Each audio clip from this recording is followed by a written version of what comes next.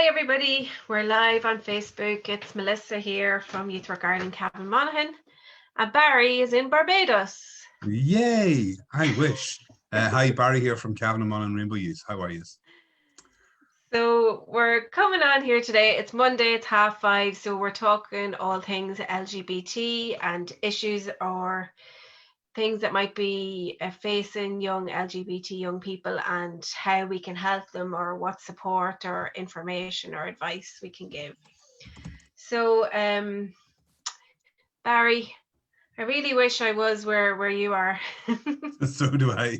So do I. I was in sunny Bundoran last week, and I just haven't been able to bring myself back home. Also, the room behind me is a mess, so I thought, yeah, I'll stick this up instead. I know. Well, it's given us all ideas of where we should be. Yeah. But, yeah. I suppose it's the end of July. It's coming into August. The news and everybody's starting to talk about school and what school is going to look like at the end of August, coming into September. So it's kind of on our minds.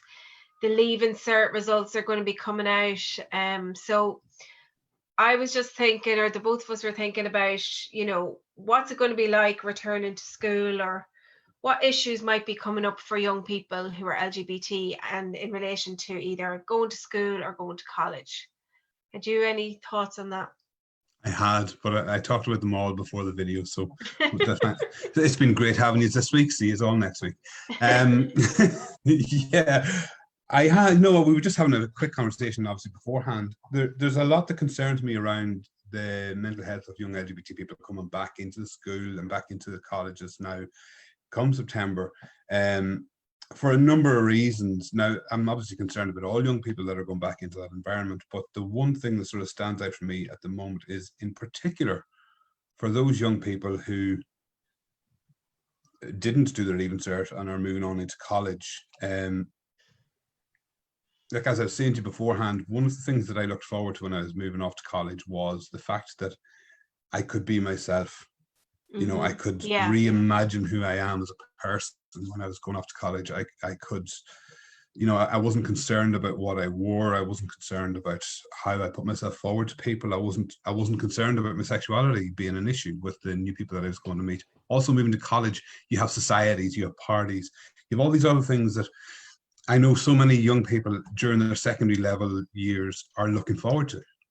And now these poor young people that are going off to college for the first time come September, October, we don't know what their social element, the social element of their college life is going to be like. Mm-hmm. And are they necessarily going to have access to that social element of being LGBT, being able to actually enter LGBT spaces safely in the bigger cities? So that is one thing that does concern me, is how young people are going to actually cope with that. Mm-hmm. I know, and like when you're just saying going to college, for anybody, it's a new phase, it's a new leaf. You can be whoever you want to be. You can, kind of reinvent yourself, or like you're saying, maybe lesson school can be so kind of repressive.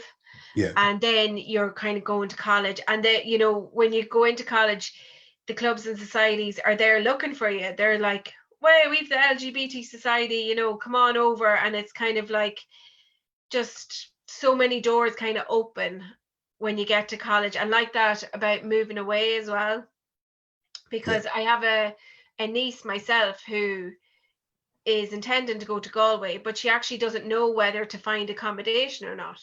So there's the thing of you're saying of like getting to move away from your parents, having independence, that all that's kind of up in the air. So like becoming that, an adult, it is literally, it's that moment where you're becoming an adult and you can start guiding your own or walking your own path. Now, obviously, you're going to have, well, hopefully you will have the support of your parents and family behind you, but it's a monumental step in a young person's life, and it is. And again, regardless of LGBTI identity or not, this is a massive thing for all young people, and it is something I think that we need to be looking at, because I know the ministers are talking about, the Taoiseach was talking, I think, today about they're about to publish their roadmap for reopening of schools and colleges. Yeah. But again, we've got students who don't even know if they've got places in colleges. They may not know for quite some time yet. They can't, as you say, they can't plan what school, what college, where they need to get accommodation. So everything is going to be exacerbated whenever all this comes out eventually, along with all the restricted social activities that they may not be able to access. So yeah, I think it's a concerning time for everyone. And again, I always go back to the mental health. That's one of my biggest concerns. Like waiting all your second level years to be able to get into some of these societies, knowing that this is something that you have in the future, and then to go, hang on, sorry, actually, we've had to close the door for a while.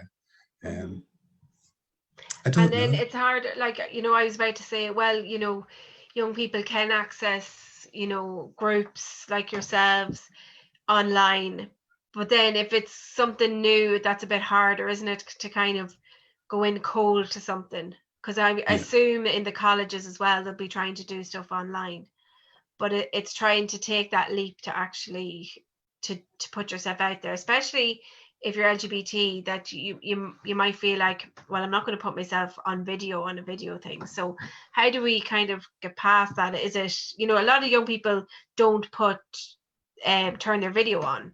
Yeah. So they can kind of come on to Zoom meetings, youth groups and stuff, and not put their video on, and that's okay. You can do that to try and get yourself in the door, but it is harder. Yeah. But I think that's something that is something that young people have got very accustomed to now, is the ability to go in and you have control of the Zoom. But I don't know about you. I don't know about the young people that are watching. I'm sick of Zoom. Yeah. Like it's a very impersonal way to interact. But as you say, yes, if it is that stepping stone, if it is a way of getting in, and don't switch on your video, but don't be passive in the conversation that's happening. That's the only thing that I would say. Yeah. Is if you are going to go into these meetings, switch off your video. People don't have to see you. They don't have to see you when your hair's a mess and standing on top of you like a Jedward competition. But do be active in the conversation, because that's when you're going to actually get something out of these Zoom social groups. Be active, have an opinion, don't be afraid to speak your mind. And like I've even seen that belong to the national LGBT organization, they're going back and doing digital Zoom meetings and stuff, and even the opportunity there is to actually meet loads of young people from around the country. Yeah. So there is good points to doing online stuff as well, that you can actually kind of broaden your horizons of who you kind of meet, because it can be a countrywide thing because you're doing it digitally. Yeah. And to be honest, I was saying to you beforehand as well, we actually had stopped doing our Zoom meetings because we resumed the physical meetings in Cavan a couple of weeks ago. Again, it's under very strict guidelines, and we're adhering to as many protocols as possible to make sure that everybody's safe in the space. But because of that, I thought, okay, we now have the physical space, online can go to the side. But when I came back to work today, I actually had a number of emails from young people saying, we tried to log in, we can't get in. And it seems like there's still a lot of young people, new young people to our service, that would prefer the digital platform for now. And maybe it is a case of just not being able to get access to get into Cavan or Monaghan towns. Maybe it is a case of maybe not being out to family and not being able to ask for that lift. So the online platform seems, while I'm not fond of it myself, it looks like it is actually going to be here to stay for quite some time, because it's given more young people the opportunity to access services that weren't previously available. Yeah, definitely. I just repeated exactly what you said, only using all the different words. That's okay. That's okay. Do you like my boat? I'm in a boat. Oh, you're in a boat. So, yeah, it's very Bobby here. I was also thinking about young people going back to school, because I know there's some young people that I've known that sometimes they take the summer to, maybe if they're trans or something, to take that time over the summer to maybe come out to family and stuff. And then there might be that they want to change things in schools, because sometimes when you have that amount of time off, you might do something like that, or people may have come out and then they're returning back to school. So there's a whole kind of maybe worry about what school's going to be like, even just in general, and or people could have been isolated for quite a while, being at home, and maybe they live in a rural area or something like that. So there could be issues coming up for young people returning to school as well. Yeah, there could, but to be honest, as we're aware, there is a document that was released a number of years ago, being LGBT in school, and this is guidance that's been given to schools around the country on how to actually support young LGBT people within the school setting. It looks at all things from bullying to accommodating young trans people who may be looking at changing their gender, or living socially transitioning to their preferred gender, which I suppose for those that aren't listening, socially transitioning means that you're starting to live your life as your preferred gender. So you may dress differently, you may take on a new name. So schools have the ability, and they have these documents in place advising them on how best to support young people doing that. I would say if there's any young people that have come out at home as being trans, or who need any support around maybe conveying their preferred choices to the school, don't be afraid to give us a shout. And again, that's open to parents as well. Don't be afraid to give us a shout, and we can guide you through what options there are, or how best to deal with this. Don't rock up on day one dressed in your preferred gender and demanding that you're known as A, B, and C, because the schools do want to support their students. And I've become a lot more apparent. It has become a lot more apparent to me over the last year how much schools are willing to do to support their young people. And the staff are there to support you in every way possible. So it's all about conversation. It's all about communicating to them what is preferred. And yeah, while it might not be easy going in your assigned gender, it's about having the conversation and ensuring that the staff and student body are prepared for whatever changes may be coming forward. Yeah. And like even with schools, they don't just reopen on, the 28th of August or whatever, there's staff in there well before that. So contact can be made with schools from August really, through email or phoning or whatever it is. That it doesn't have to be, I have to wait till the school is physically open. Especially the principal, vice principal, people like that are already in that. Like you're saying, don't just rock up, make the contact before that. And all of those policies and stuff you're talking about, or legislation, is to ensure that it can't be ignored anymore, and it can't be just brushed under the carpet, or, we're not going to deal with that because that's, not part of our ethos or whatever it is. That the schools have an obligation now to the student to support them. Yeah. And if the school doesn't know how to do that, the likes of yourself or other organizations are there to even help the schools kind of realize what they need to be doing to support the young person. Maybe they don't know, maybe they're afraid, maybe they've never dealt with anything like that before, but there is support. And for a lot of teachers too, it can be a case of, it's not that they don't want to help or that they're being ignorant, but it is sometimes it's out of fear as well. Yeah. That schools are afraid of offending a student by maybe using the wrong terminology, maybe assuming something about their identity or sexuality. So a lot of the times, depending on who you're dealing with, some schools may never have had to look at accommodating a trans student within their facilities. So yeah, it's all about just a little bit of understanding, a little bit of patience. I know it's very patronizing to say that. It's not meant in a patronizing fashion, but allow people time to find their feet in as well. It's the same as we talked a few weeks ago, Melissa, around parents. Parents are only starting the journey when you come out to them, but you've been traveling the journey for X amount of years on your own. And it's the same within the school system as well. They, a lot of the times, are finding their feet in as well. And every trans student is different as well. What one trans student may require, or one LGBT student, it's not just specifically trans young people, what an LGBTI plus student may require differs person by person, because again, we're looking at individuality. So give them time to find their feet, and if something isn't working for you, don't be afraid to have a conversation. But again, it is how we approach it all. I suppose most important thing to take from that is contact us. we're here to advise and support. And what do you think, like, you know, with schools, even with youth groups or any kind of workplace, anywhere, what can we do to make things more LGBT friendly, or for a young person to know that this is kind of an okay place to be? So what we've been doing, what the youth service has been doing for years, posters, imagery. If you hear like the posters around Stand Up Week, posters around being an LGBT friendly space, posters around what is deemed appropriate language and behavior in the space as well, have very apparent like anti-bullying policies in place that may or may not have the wording around homophobia, transphobia, biphobia. Again, this is something that should be integrated into all anti-bullying policies in schools and youth clubs anyway, but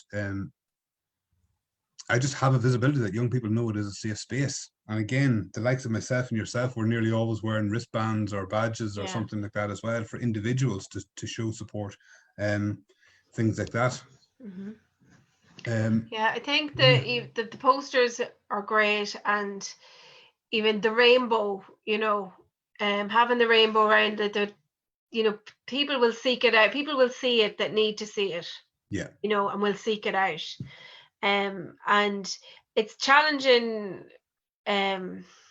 negative words and stuff as well, or because I know at this couple of years ago I probably would have been a bit kind of going, oh God, I don't know, am I going to get into this conversation with somebody if the young people made it like a flyaway remark saying something was gay or whatever it was. But I've kind of gotten braver now, and but I actually do it for other young people who are listening, you know. So when I hear somebody saying something in the youth cafe that might be derogatory, or saying something about, you know, that's so gay or whatever, it's to challenge them and say, oh, why did you say that? What's wrong with being gay? And when you're saying that to the young person, they actually lose their life, because they're like, oh my God, don't get me involved in this conversation. But it's so that other young people can hear that that's not going to be tolerated in the centre, and that for them can be reassuring then of like, oh God, you know, they're not going to kind of put up with this, and they're not going to allow this to happen. This is a safe place for me. So it's vocalizing it and challenging it for the other young people that are around, that it may be offending them, but they aren't able to say that or vocalize it because that would be too scary. And it's then for the young person who said it as well to make them think, well, why did I actually say that? Is it just something to say, you know? Am I just used to saying that and I don't really think about it? And the majority of them say they actually don't really think about what they're saying, but maybe the next time they will. Yeah. And hopefully, because it's something that I would actively do now myself as well. And even within the LGBT group, sometimes you might have to go, hang on, what did you just say? And it's not that the LGBT young person, but sometimes we just get so enveloped in our own wee cocoon of where we are, and that we forget the other. And the LGBT people can do that there just as much as anybody else in the straight community. I hate these labels, I really do. But because like a lot of trans young people would find that the LGBT community would not be as welcoming to the trans community, as some bi people would find that lesbian and gay people can be very anti-bi. So it's always the other. It's always looking and ensuring that you're including the other, regardless of their identity or sexuality, making sure that they feel included, and nothing coming out of your mouth can be deemed offensive. Now, that's next to impossible, but if you're aware of it and you try it, then you can make a change. And even thinking there about the toilets, you know, this whole thing of like male and female toilets, or having gender neutral toilets, which would be a big issue in schools and things like that. But even I know, thinking about the youth centre, like, well, we only have one toilet in Carrick, but there's 2 toilets in Clones. And it was just the idea of just taking down that it says men, women. It's just bathroom, you know, it's just toilet. And I think I remember somebody saying to me, like, there isn't male female toilets at home. Everybody uses the same toilet. Exactly, yeah. So why are we insisting on it in, public spaces, that there's a male toilet and a female toilet when everybody at home uses the toilet? Yeah. So it's even trying to think of things like that might be difficult or feel uncomfortable for some young people to use gender specific toilets, that if you just have the toilets there, it does the job. But funny, the toilets is one, and it's one that I sort of would be a wee bit passionate about it. I do love a good toilet, it has to be said. No, sorry, that's Derry girls coming in there. Apologies. Now she doesn't talk about toilets, she's on about statues. No, but with the toilets in Focus Family Resource Centre, like, thank all the toilet facilities that we have in where my office is based, they're all single-use toilets. So it's the one door into that room. And it used to say toilet, but we have actually changed the signage recently, and it is for just the wee icons, male, female, male/female. One of them has a baby changing unit, and one is wheelchair accessible. So it has all of them, and it literally states on it that people are free to use. All people can use these toilets, regardless of the gender expression or identity. And I think that is something where possible, if we could push that message across, because what that's doing is it's making it very visible and apparent to everybody that uses service buildings that everybody's the same and they can all use the same facilities, regardless of whether people necessarily agree with it. Now, I understand that toilets that have urinals, maybe some schools may not feel it's appropriate, but there's plenty of single use toilet, not single use, but single cubicles toilets that could be assigned in that manner. And hopefully it is something moving forward over the next couple of years. Like, guess what I'm going to be doing? I'm going to be doing a wee bit of lobbying. Oh. Which means I'm going to be a pain in the neck for a lot of schools over the next year or more, hopefully moving forward around this issue, because it is something that we need to make sure it's a visible message. So whether you have trans students or not, it's a message that should be put out there at all times, that everybody feels like they belong in whatever building they walk into. Yeah, and I know, I remember a young person saying to me that they were trans male, and just to explain to people why is there an issue with toilets, is that this young person, when they would walk into a public space and they went to go to the toilet, they'd have to think, what am I wearing today? Am I male enough to pass to get into the toilet? When I go into the toilet, is somebody going to say to me, you shouldn't be in here? Am I going to be, somebody going to be aggressive to me? Am I going to be challenged? Or do I just need to go back and use the female bathroom? Is somebody going to challenge me in there? So it was literally this whole conundrum in their head, because they were trans male and they wanted to use the male toilet. But to them, it was because, what obstacles were they going to meet by going into a toilet? Were they going to be challenged that they weren't male enough or they weren't female enough? Exactly. And how uncomfortable that would make them feel, and the pressure of maybe getting somebody that would be, aggressive or, kind of confrontational to them. So just to go to the toilet, all of that conundrum was going on in their head. Yeah. So by taking it that anybody can use the toilet or single-use toilets, that all was gone away, that they could just comfortably just go and use the loo. Yeah. So that's it. So that's another thing that people can do in their workspaces to try and make things easier for LGBT people. And even around, like you said, policies, what's in the policies? Are they inclusive of LGBT people? And even forms like, having to tick male and female on a form. Why do we need to know that somebody's male or female? What's the point of knowing that information? Or should we just have more boxes there for people to write in what they want to write about their gender? But I kind of would go with your first statement, male or female. Why does that necessarily need to be there? Like, even in that policy or that guide that I spoke of a few moments ago, being LGBT in school, it addresses that schools, regardless of whether they're single sex or mixed schools, they should have a varied program of not extracurricular, but the likes of PE. It shouldn't necessarily be all the hard contact sports like rugby and GAA and that there for an all male school, because you have to, like, everybody's different, and regardless again of trans identity or being cisgender, not everybody is the same. Like, I know for me in school, I had no interest in playing football or any of that there.